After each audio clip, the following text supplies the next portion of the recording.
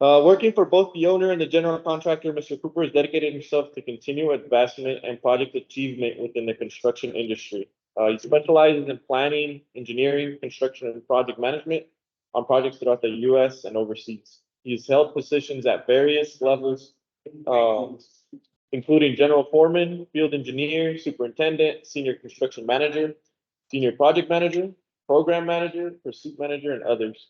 Mr. Cooper's knowledge and experience provides quality combination of hands-on proficiency in both the public and private sectors for managing transportation and transit rail, civil, and other communication projects.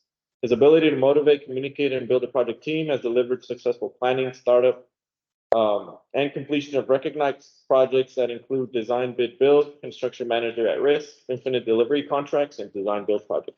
I'll pass it on to Mr. Cooper now for his presentation. See the slides at the top. Okay, well, thanks for attending.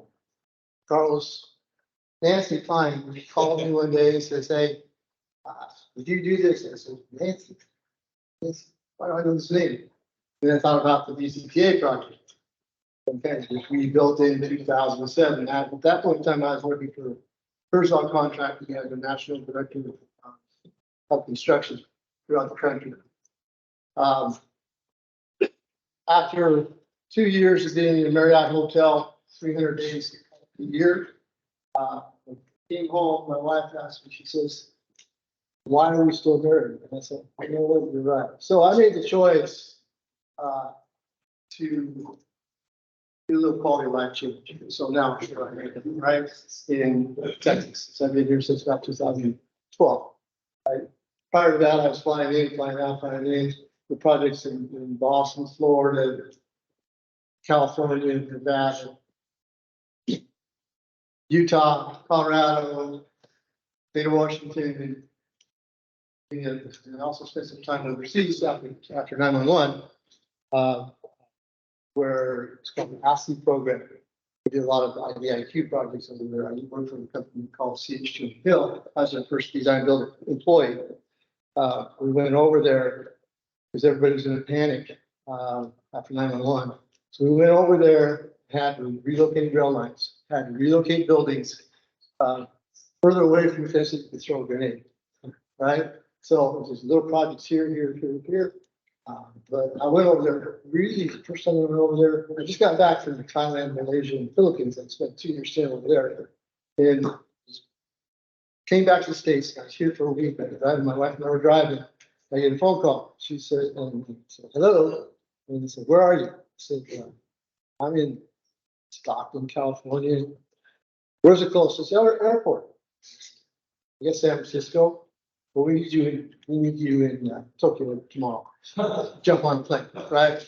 I said, "Why?" I said, "So what's it about?" "Well, somebody over there is working. They got to come back over here for a couple of weeks, come back to the States. And we just need somebody to go over there." And I said, "Okay, I'll do it." So my wife and I have been traveling. We had some family for 2 years because we've been overseas. So I got on a plane. I got to Tokyo, Narita Airport. And then I had to go out to Dakota Air Force Base, which is about 50 miles away. And in Tokyo, they have a rail line. And the first rail line, it goes about every mile, stops, maybe a half mile, stops. More like a traditional light rail. The second one, maybe every 5 miles. Next one, then 20 miles. The other is 100 miles. Nothing's in English. I'm lost. It's midnight. Okay, I get on the wrong train. So I get on the 100-mile. You know us, Need for Speed. I said, I want to go on the fastest train. So I ended up in the back and forth and finally got there and got processed into this, whatever. But it was quite the experience. And then they asked me to go to South Korea, become the country construction manager of South Korea, and my wife said, she's not even with me. Long story short, I was supposed to go there for 2 weeks. I met the guy that I was supposed to be replacing for 2 weeks. I said, "When are you coming back?" I said, "I'll be back in 2 weeks." He says, "Oh, I'm not coming back." So 6 months later, I'm still in Tokyo, right, doing these projects. And it is a very successful program. Could have stayed there more. Anyway, let's get to the heart of this. So most of you were in the presentation today. I believe you got some people online perhaps too. So you're seeing the same map. So these are my maps, but mine's better than step colors. So it's 26 miles starting from here. It will be at T&DI Airport. Got a station here to get to the north, ties into where the grapevine area comes through here. Eventually the Textro will be able to pass through here as well, if they so choose. So we have another station here. We got the North Main Station. We go through the city of Carrollton. And the next station is Squatters. We got 12 stations. So they're all somewhat marked here. When you go to Capel, Carrollton, Addison, Dallas, we call Dallas two different Dallases, District 11, District 12. District 12 don't look like us very much. Okay, maybe you read the news or whatnot. Now we just don't communicate with you, but things have gotten a lot better. We go through Addison and left out Dallas, Richardson, and Plano. 12 different stations. Two of the stations are aerial stations that connect to one in Carrollton onto the light rail green line. We'll have an elevator, stairs, and whatnot, moves to more of a platform. Same way in the city of Plano, we have Trust Street Station at grade 1 above with another area platform we're building now. We're getting a little off track here. So 26 miles. So it's double track. Mostly double track. There's a few single track. So it's 612,000 linear foot of track, which is 116 miles of track. Continues welded rail. We brought the rail in 80-foot lengths on rail cars. However, we have a lot of 39 footers as well. We have to go. So any questions on this? 26 miles, double track. Ask the question, what is the Silver Line Rail project? Really what the question should be, what makes up a rail project? Is a rail project just something you put track on, throw some dirt in, throw it in? Maybe not. So we'll get into it in a little bit. Okay. But then to top it off, after the job was awarded to the contractor, NetCog decided they want what's called the Vila Web Trail. It's supposed to be God's gift to hike and bike trails. So it's another 26-mile trail. It runs along our line for North Park. And on that particular this trail system, there's actually bridges, pedestrian bridges, like long spans. Some of those bridges we're building now as we build the railroad bridges. You do that too, because if you wait till after the rail comes through and you go try to build those bridges, you're going to be working around trains at 20-minute headways. So you put an L in the log, and then you're going to step away and watch the train go by, and you put in another nail in the log. So this thing is to design, it's fully designed by engineers. So it's funded in different phases, mostly through NetCog and also through grants. Okay. Yeah, we'll get more into that a little bit. So, kind of in a snapshot here, it's $2 billion program. Really, the contract is around $1 billion for the contract. The rest is the other costs, engineering costs, and the management costs. I mentioned 8 cities, 12 rail stations. We also connect with the green, orange, red line and the technical project. So whenever we do that, we have to shut down the light rail, shut down the overhead camera system, lift beams and whatnot in place. And then when your service date is late 25 to mid 26. However, July 16th, don't write this down. July 16th of next year, we will start testing trains. You see trains out on the tracks. We call it segmental testing. And the first segmental testing area will be out here. Second one will be from Dallas over the airport all the way to somewhere in Davenport East Road. Then in December next year, we hope to start testing, right through Court Road, Hillcrest area. So, and then you have 6 months of end-to-end testing, up to a year. And that's why we have those dates. So we have 3 vehicles, they've been delivered to the DFW area. One is at the textile facility in Worth, and 2 are at the TRE facilities in Urban. There was a total of 8 trains, so we have 5 more coming. All of them are here. So we have to maintain them while they're here and exercise and whatnot. So hopefully again, July 16th. What the words will be tested. Don't write that down. All right, so again, the question is, what's the rail trail? On this particular project, we got 44 rail bridges.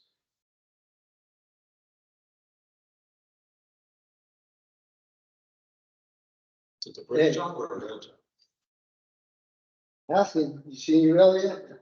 So, a lot of bridges are just a traditional drill shafts, conventional type bridges. The first time in North Texas, we've been using what's called CFR, continuous flight auger, CFA, sorry, continuous flight auger, called auger cast. Pop, right? So as engineers, y'all should be looking at this because we had a little bit of slow start until we got the drought and all that stuff and mixed designs together. And this ain't gonna work. This is not gonna work. Once we got working, we were doing 8 shafts per day versus conventional style. Shafts a day. So just think about how that helps on your schedule as a contractor or as an owner predicting this thing. It's phenomenal. We're so far ahead of schedule for that, for those bridges. It's just amazing, right? And I believe it's the first time they've used this autocast system for the railroad bridge too. So you might want to look at it. It's called CFA. All right. So we got the traditional box beams, 3-plate girders, even some text beams, text beams. T&DI that obviously box over. We got some. I'll get you some pictures here in a minute. We have one roadway bridge that goes over quite the battle with City Dallas. We wanted to put a tunnel over it. The cost benefit is too much. Then we got involved in the FEI, DEIS, the whole EIS system is nuts. We'll talk about that in the lessons learned a little bit. But just kind of some good fun facts, I guess. 22,400 linear foot railroad bridges, 12,900 concrete spans, 2,503 steel spans, architectural structures. So besides the bridges, now someone decided we need this big gateway into the city of Richardson. So we have these 2 big spans going over US 75. So TxDOT goes, oh yeah? Why'd they say, oh yeah? I said, well, I need to close all of US 75 down. No, you're not. Said, you're not. You're not. So we've got those covered here. We'll talk about lessons learned as well on that. And then, like I told you about the dealer web traffic, we've got 17 big tables. Okay, so there's some minor facts. So here's some nice little photos. This is the bridge over US 75. Consisted of over 75 3-plate girder project. Text girder project with feedback. You can kind of see the size of the beams. About 6 feet, a little over 6 feet. They have 8 spans. Over the US 75. 5 spans. Yes. I think it's the one he said is the longest one in Richardson. This is part of it. How long is that? 3,820. Wow. Okay. Okay, 22, 2,822. Close to 4,000, right?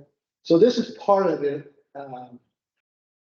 We had to close down US 75, not the whole, going southbound and northbound and westbound, east kind of way. So we had 5 different spans. We did 8 nights. They went very, very well. Then we had a couple of accidents. Somebody hit We had, you know, obviously, we had the police department out there, up in traffic, and somebody hit a cop car, and that cop, we had a cop car, and, then we had somebody going in at 2 a.m. in the morning, shot into some of our safety barricades. It was very dangerous, but we were all set. Away from this guy. So. Then, this is part of that bridge, that 2,820 bridge, it's one of the drill shafts, my first drill shafts. Going by it. This is actually a architectural feature, it's the fabrication of an arch in the city. Addison? Of the Midway Bridge, see that in a minute. There's your 4,000 linear foot. And let's see.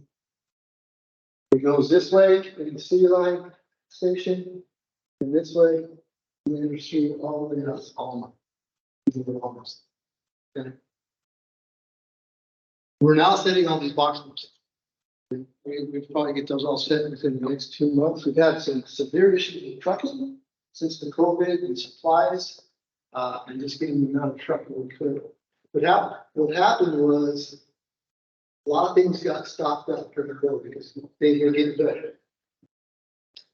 And now we lost all the materials. There's just not enough trucking around. Then you got not to be truckers.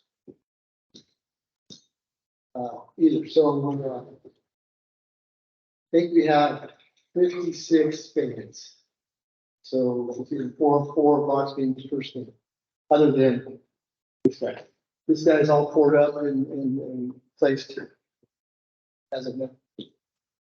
This is that arch, you've seen that picture? So there's a bridge there, another bridge. It's called the Midway Bridge. There's actually 2 bridges. They go side by side. One we have rail on. Locomotives on. We get ready to put locomotive on the other side. Little story about this, there's an arch here, this is a highway. So we got the paint spec from the city, the color. So we painted up and we put paint on it, and they said this is the wrong color. This is not paint. Said that this is what the color you gave us. Well, it doesn't match the other 2 stains that are on the highway. And it turns out, and we just repainted them. They said, well, this is the color you gave me, so what do you want to do? And we came back and said, you know what, we messed up. I said, how's that? She says, we contracted these arches to get painted the same color. So they painted the same color, all that, this is the original color of the paint, they shaded over 5 or 6 years and gone to more of like a blue color. So they repainted it the current shade of blue color instead of our. So that's just a communication process. I mean, that's not, anyway, so it's all good. This is a very exciting night for us. It's one of the first structures we set.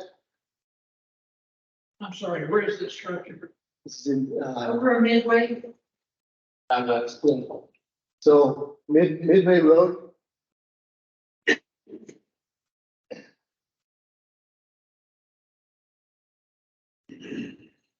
And this is another type of bridge. This is the arch bridge. So why do we put arch bridge here? Why don't we just put the traditional, conventional over? Well, it turns out, there's a couple stories here. One is, the hydraulics. Couldn't put the traditional one and due to the flow and restriction to the flow. But then I think the city of Hell got involved as well and said, you know what, we don't want somebody to go with it. We want something a little fancy for it. So after it all had been designed, we determined that, okay, let's go too much. So this was kind of fun. This is fun. It's all precast pieces. The arches come in 3 foot wide pieces, the 7 in the rope. And all these pieces, the head wall and whatnot, they're all cast in place and everything fit pretty dang well. So, and this is a E60 loading on this. Here's some other bridges. This is a bridge over Beltline in the city of Belt. It's all up and Water Creek. We put rail on it. This is one of the ped bridges I was talking about. It's in Rock Creek. There's a railroad bridge right here. So we have to build them at the same time.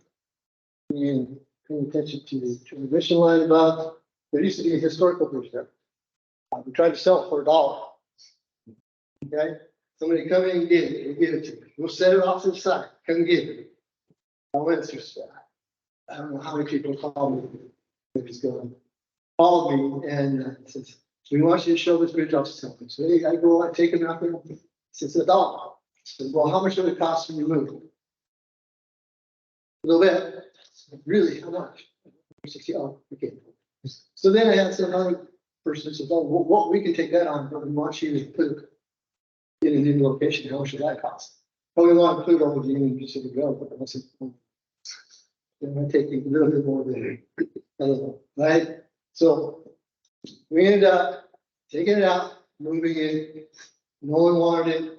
We offered it for $1, and we ended up just scrap. So, you know, so cheap used, but it was usually SPMTs, self-propelled modular transit device. And it was pretty cool. I wish I had some pictures of that. Yes, sir. Why does the box beam look like a twink? This guy? Oop. The white filling? Yeah. That's styrofoam. So that's the form work. You put this in there and you pour all over it, right? And you know, pre-stress and all that. Wow. And that just stays in there. If you try to remove it, it's a mess. Try to sandblast it out. You got styrofoam all over the place. You have an environmental problem. Try to burn it. It's, you know, either. So we just leave them in there and seal off. Do any utilities, communication lines? No, no, but we do some on top. Of course. For systems, signal. Or sometimes we go down the lower hang.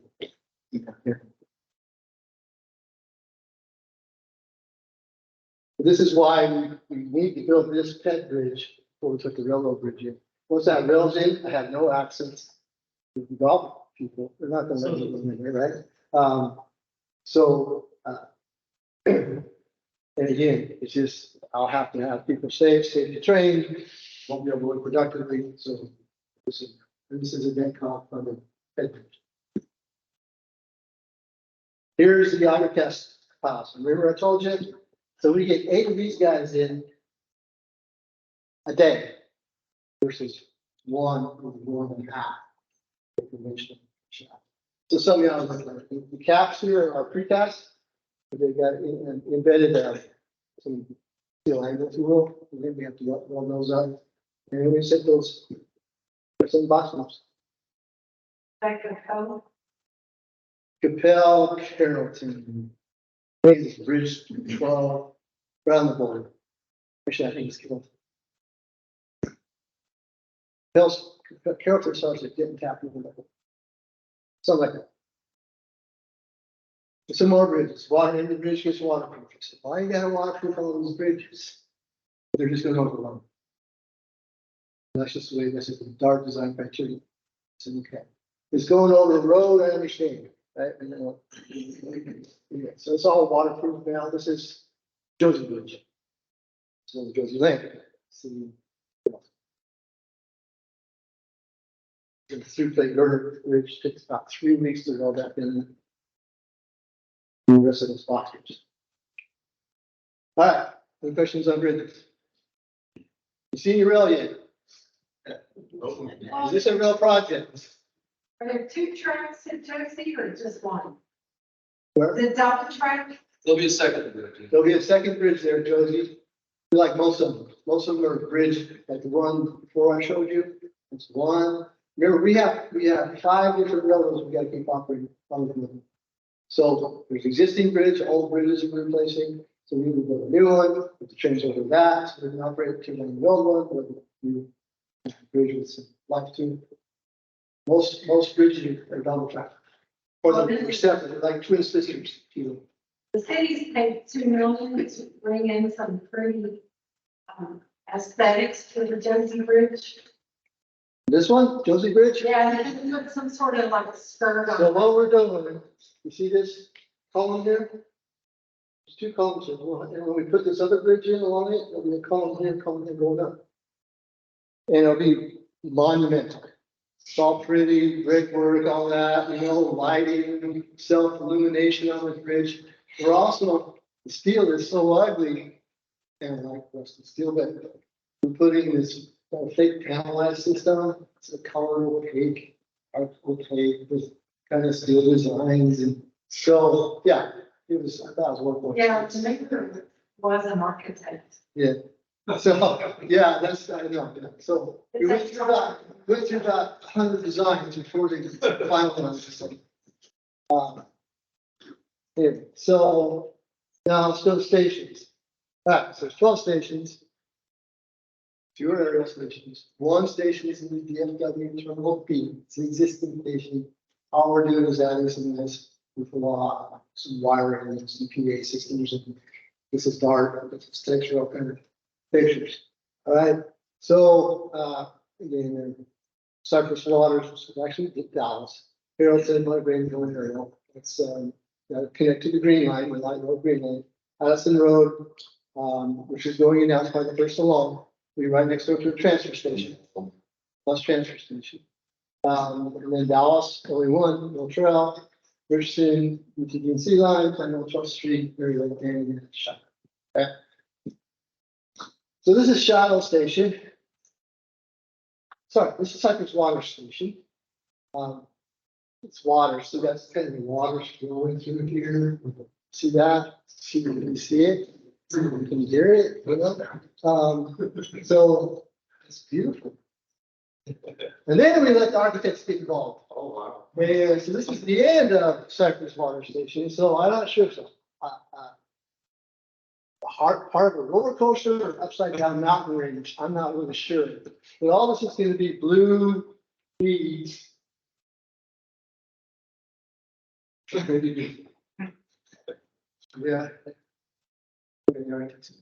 This is good. Yeah, isn't that nice? Okay. Then we have some other architect kids want to be architects. So this is the aerial station. This is 12th Street. So I don't know. You guys comment out with this. I'm sure. Right? So this is what it's going to look like. We got an elevator and stairs up here. So we'll go from the 12th Street at Bay Station so we can access the red line. LRT red line. So we're currently building this right now. All the columns are up. Set all the girders this last weekend. We had this is supposed to be over the Canyon system. Up here, we had to do a complete shutdown, so we had going over. So we did it between 10 and 3 a.m. In fact, and now this is Shadow Station. Okay, this is wow. I didn't hear anybody go. Anyway, so what's cool about this station in a way, right, is that there's a big transformer distribution owned by all person, right? So they said, well, we're gonna make this station kind of look like electricity. So these are all lightning bolts in the papers. They actually have, it's not shown here, they have a 110 plug receptacle, the two things you have in your homes like these, right? So you got one of those going to be on a post with cable coming out of it. And then it's wow. This is wow. So right now, this station, finishes aren't done. We're doing the ceilings right now in here. There's lights, by the way, this multi-directional lights. Tell you which trains are going, which way the train is moving. I haven't figured it out yet. That's what they're supposed to do, right? We have one rail in there articles. Yeah, these are just renderings. This is kind of where our station starts off. You gotta do the great beams first, come in, do your drill shafts, your lights, and your steel canopies. This is the formwork on the grade beams. Because the grade beams they have a tolerance about 1/8 of an inch, 3/16 of an inch. The train's coming by. You can't have a gap because somebody coming off the train or on the train can trip in that gap. That 1/8 inch, 3/8 horizontal, 1/8 vertical. So it's all ABA. Every single platform gets inspected by us, by our people, also as the TDLR. So all stations are under construction. Here's some of the canopies. Now, most of the stations, except for this one, we're gonna look like this. This one is, there's a light rail station right next to it, and we're trying to marry that old design. So right now, they're just hanging some light fixtures or something. Right? So they're well on their way. Seen trail yet? Any rail yet? It's still a rail job? Or is this? Okay, activated road crossings. So 52 activated road crossings between City of Carrollton and Shadow Road. 52. Every railroad crossing is not just pulling the rail through the crossing, it's developing the street. You got to bring it up to the level, you got to set down distances. You have to redo almost every single utility, water, drainage, whatnot. Whereas before, it might have been a single track and a double track, everything changes, topography changes, everything. It takes 6 to 8 weeks to do one, up to 12 weeks. Recently, it's been about 12 weeks because what? Cities will not allow us to shut down more one-lane traffic each way. I mean, that's their rule, that's their code. I mean, we've got to follow, right? That's the way it is. And then just getting those traffic control plans approved is just a lessons learned for everybody here. Get started on those as early as possible, get a community level commitment, even a memo of understanding with each city. So we have 5 different cities, 6 different cities, right? And each one do sing them differently. Some people really want us to, like town of ASCE, they love it. District 12, not so much, right? So, and every time the sign gets blown over, I get a phone call. The sign's blown over, get somebody out there right now. So it's painful, right? Traffic control plans, you can just get the design done. 30, 60, 90, 100, ISC, RSC, right? And then the city finally comes back and answers it differently. So we got 3 different reviewers. We got the cities, we got DART, and we got contractors. Design. So we have to do every road crossing requires, sometimes I have to pull that one through. 2 sets of through. So I have to do a full 3-day closure. Can't do anything faster. Because I can't work after 7 o'clock at night. Right? I can't start before 7 in the morning. Sometimes. Right? I can't. I said, well, let me do it over Sunday or something. It has much traffic. I can't get asphalt. And then there's city codes and regulations that say no work on Sundays. Right? Okay. So we're always battling. So that we can. It's tough. So it's a nice little puzzle. Right?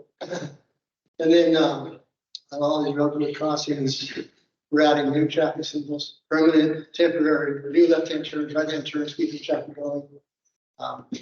So we're really only maybe 1 lane, we've all concreted out, move traffic over to another lane. I got 6 lanes. You can see how it takes the time. And then in some case, I just put in new translation. So I can see that I said we had so much time when we spent out. And DG&O knows that they have a customer that they deliver to every week. And we could not get anything done. So we set up a translator where DG&O parked their train somewhere else. We unloaded it onto a truck.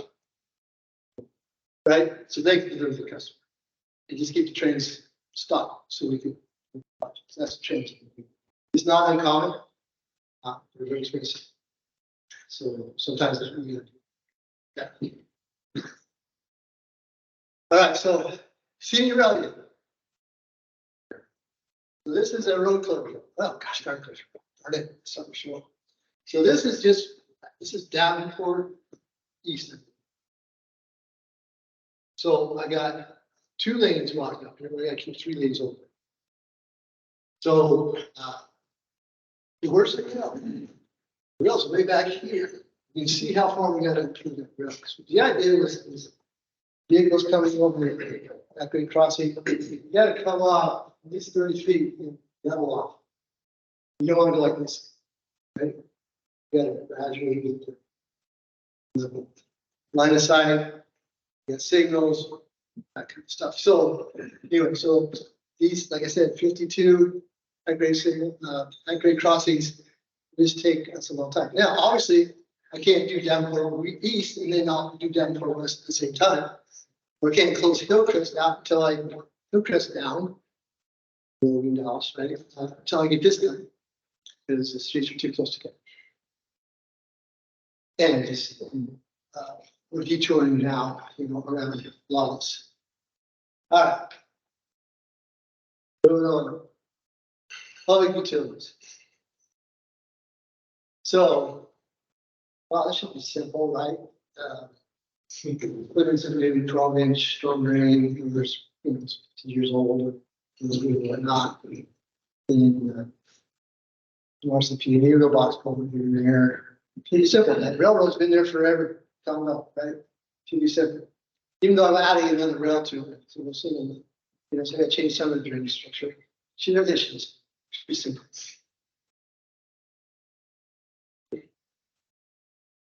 That's a rail project. This is on Coit Road. This is a new 72. This is the junction box that feeds to 72 inches storm drain. Where's the rail? The rail's 300 feet away. And again, I got road closures, really busy building. So why is this? Because when this job was put out, the civil job was put out, there were certain design criteria. Fortunately, we didn't get grandfathered in. 2 years later, when we're doing design, Doc comes to the city of Dallas, we have new design criteria. RS law and all that stuff is bigger. Then Plano says, hey, we're gonna jump on board that one too. So it's not the full cost of 72 inch, because back here I have to be building a bridge over Toy Road. So there's no way we had to move this line one. At one point in time, it being 4 foot. Somehow I got 72 inches. So that's the rail project. Hey, where's the rail? Train's up here somewhere. Or will be. This is another box corner. Well, it's just the forms, I think it's like 3 foot, 4 foot, I don't know. 4 foot box corner, old, not needed, failing and whatnot. Now we go ahead and put in 2 5 foot. Box corners. This is throughout 26 miles. The key here as well is not just underneath where the future rail is going to be, but then where's this draining to? We got concrete flumes, we got open ditches, we got hardened ditches, we got box culvert ditches, each side. 6 miles long. 26 times 2 is.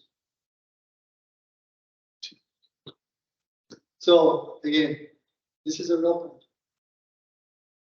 Oh, so on Hillcrest Road, if you remember last time, we're actually taking the road from this level to doing this.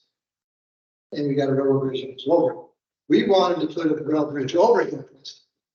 Residents said, no. Through the DIS, the DIS process, no, we don't want that, because we don't want to sit in my backyard and see the train. Okay. So since we're doing this now I have to, all that water is going to get down to that belly of that road. I have to lift it out, pump it, and pump it, and pump under force. So this was all kind of unfortunate here too. So this will be a lift station. Kind of looks like to me somebody excavating in King Tut's, a tomb. It's the Egyptian, they would do some architecture discovery there. But, so that was all poured in. Unfortunately, where it goes through the road, we also had an outflow location. And so I'm pulling the board machine out, filling it in, going deeper on the board. Tolerable now. So again, it's a real project. Any questions on public utilities. Franchise utilities. I didn't talk about water lines so much. We had a lot of water line relocation utilities, and a lot of traffic signals, temporary traffic signals, permanent traffic signals, using FLIR devices, using every type of safety feature you can. And new electronics, cameras, double numbers. Okay, franchise utilities. So we had 98 utility location packages. Original budget was $25 million. We're now at 100. They never, the old phrase, I know you all know, it's called caveat emptor. It says buyer beware. Well, Dart bought this whole cockpit alignment. All we didn't really know exactly what was in that alignment. Every day we think of something else. We have a contract, had an aggressive Dart pothole program. We had 6 to 8 miles of explore gas relocation. You know, when you abandon the gas line, this whole gas line is all asbestos. And that's where I have noise walls or a bridge or something else in it, or a ditch. So I got to tear all that out and remediate it. So the costs just keep going up. So no, buyer beware, right? So one lessons learned. Then in addition to 104 million, we had a new communications line all the way from FW all the way to past China. Request and Sprint, Frontier. So that was another change in the whole idea, try to avoid utility locations if you can. Right? The contractor is supposed to design not so around utilities if at all possible. So we got a little bit of wars during the design period. You should design around. So no, that would cost me too much money. See, the contract exists. We all the contract exists. So it's been painful. So we're almost done. We got 5 or 2 locations to go. Truck problem is we don't have all the license agreements. Utility owners done. The license amendments. Nor do we have the true ups for the gas meters. Nor do we have total costs. It's open ended. It's frustrating.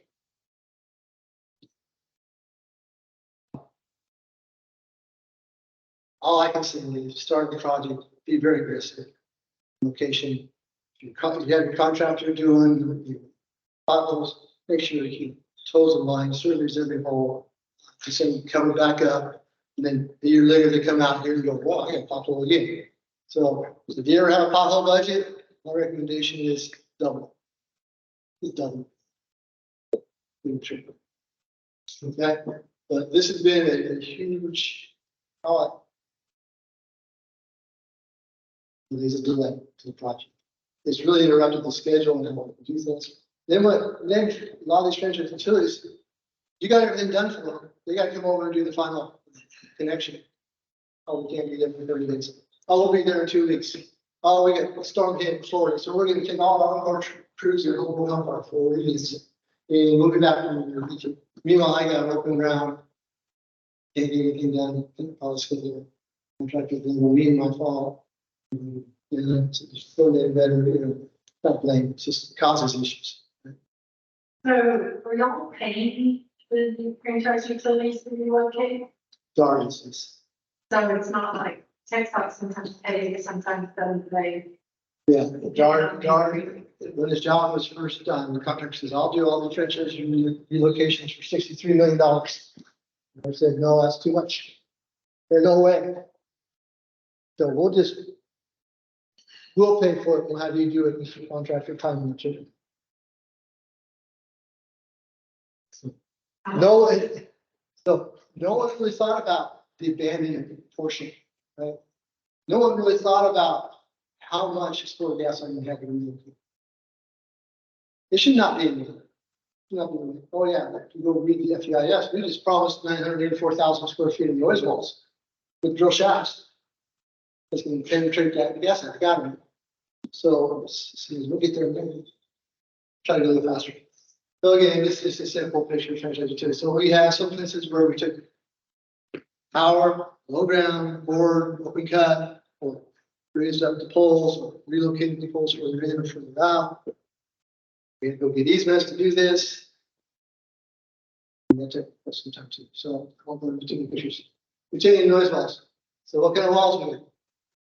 So you got soil wall, the rails over here, real estate's here, right of ways here.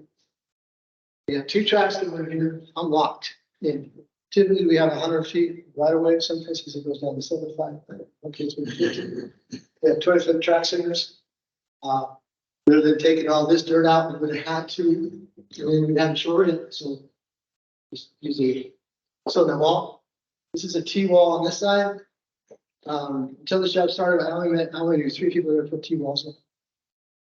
The general contractor went out and hired 3 different contractors for T-walls. And they never done it before either. And they just really took a long time. Now they've kind of got it now. But these T-walls are for, we got heavy locomotives, freight rail here. So we can't just use the MSC wall. Hold on.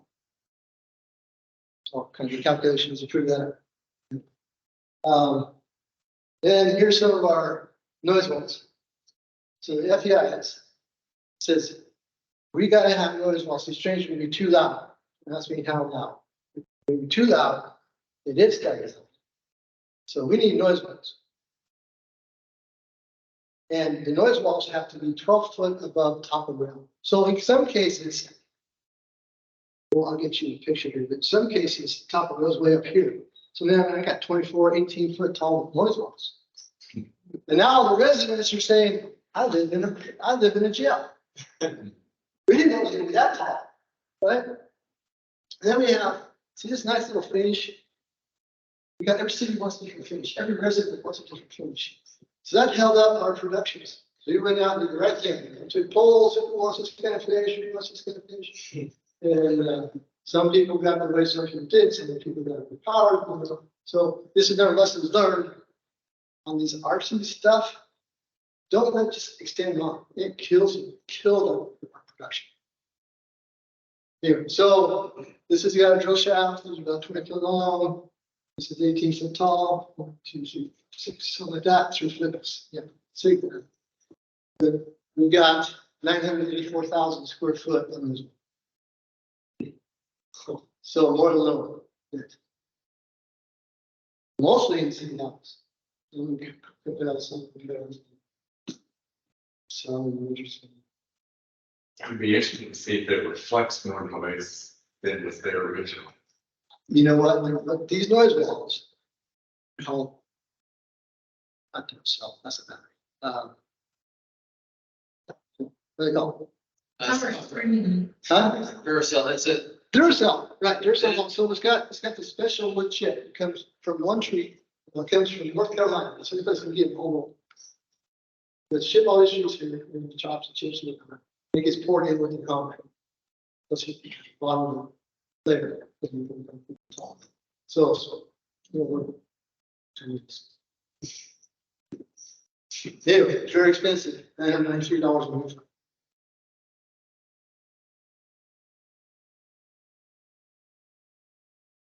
Do you think they block visibility?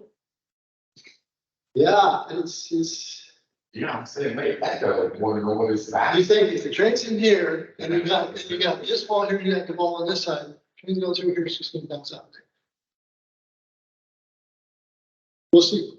It's all theoretical stuff. But they're painful, expensive. I have to get those in before we can do the track work. So it really affects the schedule as well. And then here's the mother of all noise walls and T-walls all put together.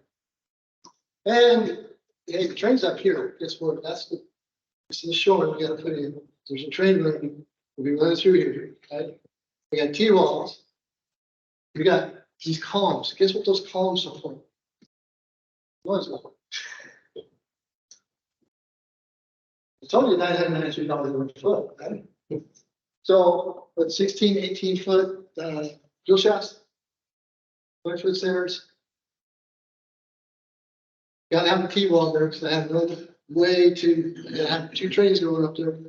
Now showing I'll just abandon the shore and make it go out later. Where is this? This is. That's done. I'm gonna say Dallas, see Dallas, I'll try that one. somewhere. It's not Josie, is it? No, hey, it could be long line up here. Because Josie has a similar system. I did have a name on it, I took it off, so I don't remember. But yeah, it's just, it's amazing. All because someone says you gotta have noise wall. These trains are gonna be too loud. Well, I'll tell you what, the most dangerous thing right now, in my life, is our kind of texture. I turn my back, and I study, it goes straight, I didn't even hear it. That's more dangerous, I don't hear it. Right, a little bit, right? They have no skirts on, I'm supposed to take everything down and certainly.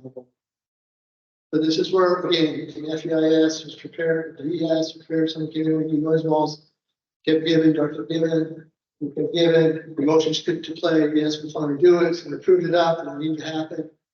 And really, so really important about really paying attention to the FEIS, just if you can just take advantage of it, my opinion. Right? My opinion. You gotta have somebody smart, intelligent, that's actually seen one of these things been built before. So you know, allows people to get that don't understand what the consequences are. Here. Have somebody there in the room, you know. Right. There's it, there comes the track. Ooh. So 26 miles, we'll see a double track. I got some of those statistics for me.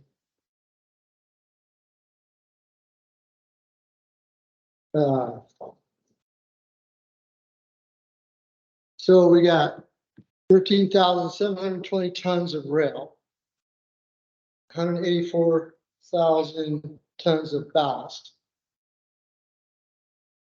161,091 linear feet of ties, railroad ties. I'm sorry, tons. I mean ties at 9 feet. So 1.5 million linear feet. Which equals about 274 miles, which gets us about 50 miles south of Austin. Stacking. So a lot, right? 135 pound rail. Long lead items, 18 months for turnout. Depends on the size. And Al's crossing, it's big crossing Massachusetts goes down, taking 22 months. So those will have a lot of fixture schedule and you'd be budgeting. And then rail guys. Why I can't rail guy? We don't go home today. We go home today. We're gonna hear the rain, we're gonna see the rain. We're our first weld up turnout. Your DFW sliding in, turnout, crossing. 9 days, some samples as well. We got 5 weeks to go on with. The rails is actually in the Cape. Everything else below it, you don't see. When you get done with the job, when you look at it, you see the rail there, you go, why is that so hard? Right? Almost any job like that. It happens. So it's really important to pay attention to that foundational work.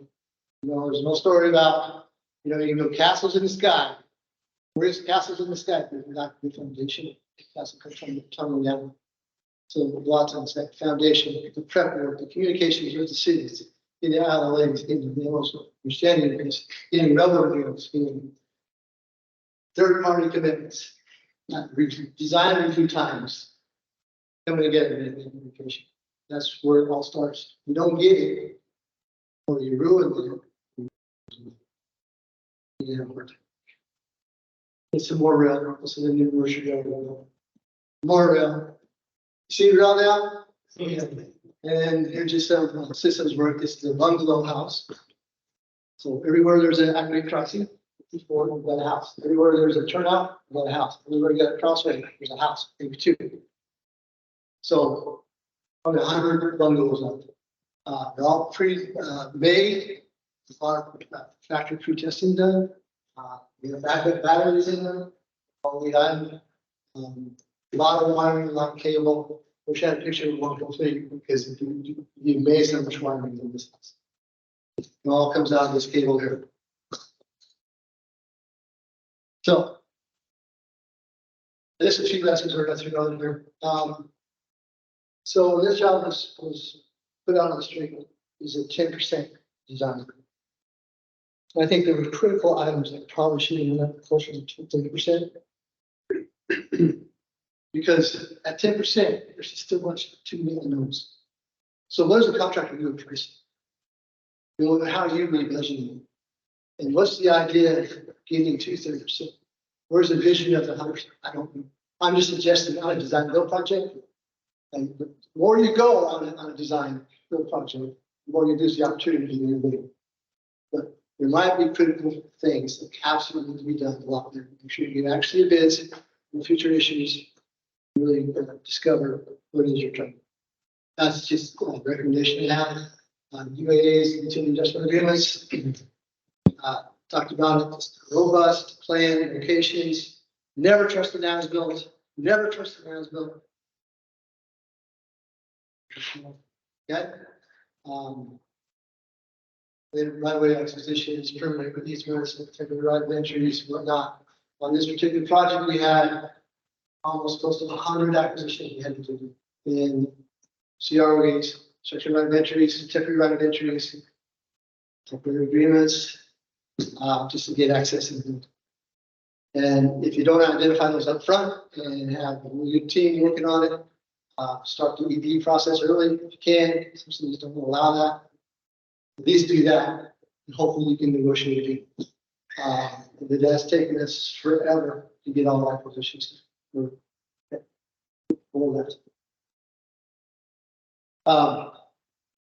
Stakeholders, know your stakeholders. Like I said, town of ASCE, we love it, right? We're already planning TOD around our station, right? Versus portion of the city of Dallas, they don't want to train here, we don't have properties, or outside are going down, we don't want this here, it's going to kill our children, all that kind of stuff, right? They didn't know we're doing everything as safely as goes with FRA, TA. We're actually having some special safety systems and LiDAR system on the trains, LiDAR system on the trains, so they can recognize if somebody's stuck on the track. The street. So that's been really takes up a lot of time. In turn, dealing with some of the stakeholders, just know your developer stakeholders, not get in bed with them, but get to know them. Go the extra mile. And then the EIS process. I can't speak more highly than just get involved like this. If you can get involved in the EIS process, be there. I mean, just don't let people drive the EIS by emotions. Can you say this job millions? It's in their decision. That's all I got. Any questions?